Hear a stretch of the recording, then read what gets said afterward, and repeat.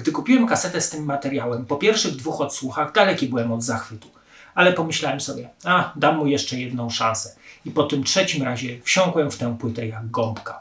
Totalna ciemność, klimat i noc. A płytą tą jest Limbonicard Moon in the Scorpio.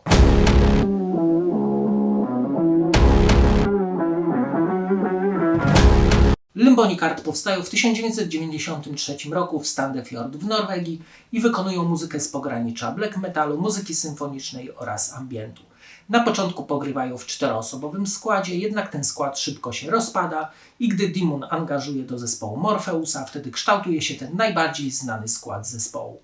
Nagrywają 2 dema jeszcze z towarzystwem Eriksena na perkusji i podpisują w 1996 roku kontrakt z Nocturnal Art Production Samophas Emperor i wydają swój debiut Moon in the Scorpio już z towarzyszeniem automatu perkusyjnego. Tu ciekawostka, że Morpheus jest twórcą ich logotypu. Muzykę na albumie nazwałbym kosmiczno-symfonicznym black metalem z naciskiem na symfoniczny, ponieważ elementy klasyczne zdecydowanie dominują na płycie. Trzeba przyznać, że niewiele zespołów jest w stanie poszczycić się aż tak udanym debiutem. Jest to muzyka w swojej własnej kategorii. W tamtym czasie w sumie nie było zespołu, do którego można było ich przyrównać. To wiekopomne dzieło oddające cześć siłom nocy i zła. Zauważalny na płycie jest brak zapadających w głowę riffów gitarowych, które są przykryte pod warstwą wielopoziomowych złożonych struktur klawiszowych, które się wzajemnie przenikają, są one bardzo melodyjne i dźwięczne, przypominające orkiestrę, ze smyczkami, pianinami, organami i czego sobie tam dusza jeszcze zapragnie. Klawisze są motorem napędowym albumu i cały czas są na pierwszym planie, powodując, że nie brak nam ostrych riffów gitarowych. One oczywiście są jednak trochę przykryte, jak mówiłem wcześniej. Przyznam, że te monumentalne orkiestracje są odpowiedzialne za ten kosmiczny, niesamowity klimat albumu. Bez nich ta płyta by była po prostu słaba. To, co również wyróżnia zespół spośród innych kapel black metalowych, to użycie automatu perkusyjnego. Jest on dobrze zaprogramowany, na szczęście nie brzmi bezdusznie, słychać talerze, stopy oraz werble. Wokale są krzykliwe, depresyjne, z dużą ilością pogłosu, co sprawia, że fajnie stapiają się z muzyką.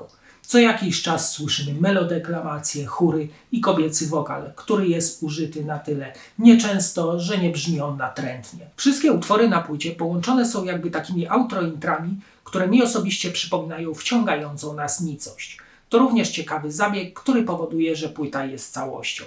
Średnie tempa oraz częste repetycje budują atmosferę mistycyzmu oraz transu. W kawałkach występują również melodyjne solówki, które poszerzają spektrum melodii wygrywanych na klawiszach i przypominające nam, z jakim gatunkiem muzycznym mamy tutaj do czynienia.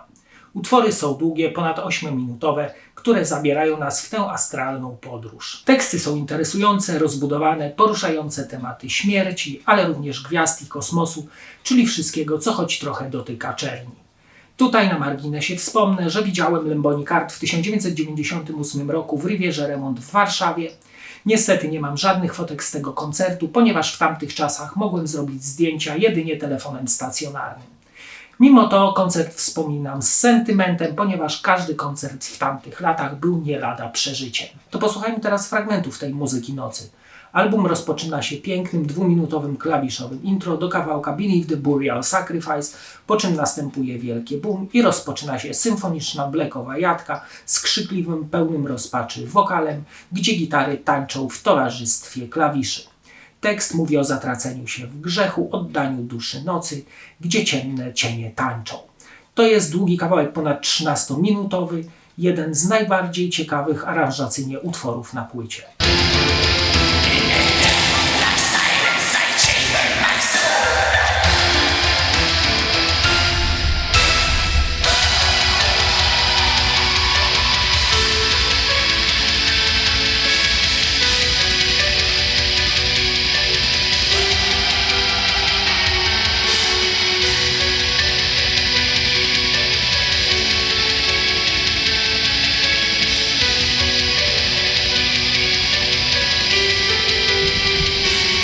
Kolejnym utworem jest tytułowy Moon in the Scorpio, który zaczyna się taką lodowatą melodeklamacją w towarzystwie dzwonów, do których na zasadzie fade-in dołączają kolejne instrumenty.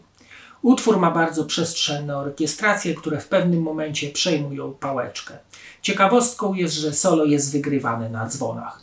Tekst zaś mówi, że zimne ręce boskości rozerwą twoją duszę, gdy księżyc stanie w znaku skorpiona.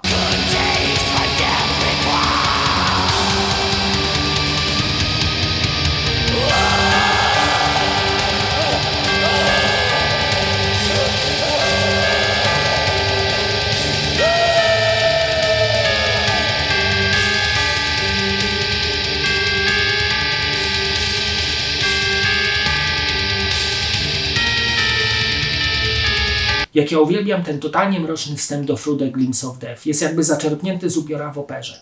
Przynajmniej mi się tak kojarzy. Na początku gitara akustyczna, której towarzyszą chóry, im zaś odpowiada blackowy krzyk niczym sam Lucyfer. W środku klawisze imitujące flety. Coś kapitalnego.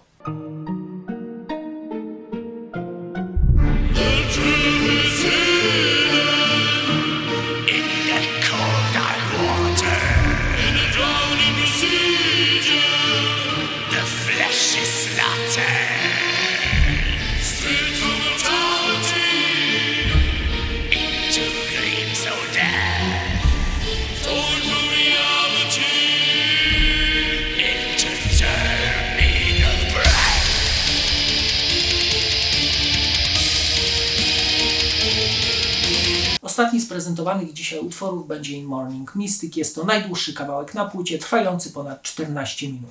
Zaczyna się pięknym klawiszowym intro, po czym eksploduje blackową siłą. Pod koniec pojawiają się bardzo ciekawe, ciężkie, powolne riffy. Kawałek wokalnie jest bardzo oszczędny, a tekst mówi, że rodzimy się jako zło, a gdy patrzysz w otchłań, ona również patrzy na ciebie.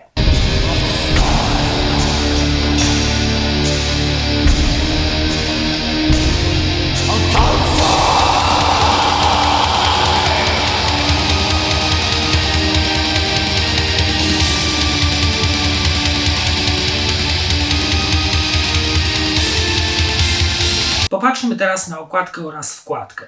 Okładka, co tu dużo mówić, jest ikoniczna, wręcz piękna, niesamowicie oddająca zawartość albumu i muszę przyznać, że bez niej odbiór płyty nie byłby taki sam.